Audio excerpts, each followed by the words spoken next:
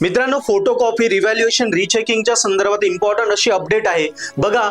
बी आणि second year 2019 पॅटर्नचा result लागला आणि ज्या मुलांना वाटतं आम्हाला रिचेकिंग साठी जायचंय किंवा रिव्हॅल्युएशन करायचं तर पहिल्यांदा फोटोकॉपीला आपल्याला अप्लाय करावं लागेल. याच्यासाठी युनिव्हर्सिटीने डेट दिली आहे लास्ट इयर म्हणजे बी 2019 पॅटर्न साठी 7 ते 16 फेब्रुवारी याच्या दरम्यानच आपल्याला अप्लाय करायचंय. यस, सो ज्यांनी फॉर्म नसेल भरला फोटोकॉपी अप्लाय करायचं करून टाका. आणि सेकंड इयर 2019 पॅटर्न साठी 12 ते 21 फेब्रुवारी याच्या दरम्यान तुम्हाला दिलेल्या लिंकवर अप्लाय करायचंय. ओके, तुमच्या स्टुडंट प्रोफाईल मधनं पण तुम्ही डायरेक्ट अप्लाय करू शकता किंवा लिंक मी बायो मध्ये खाली डिस्क्रिप्शन मध्ये देऊन देतो, त्यावरने अप्लाय करा.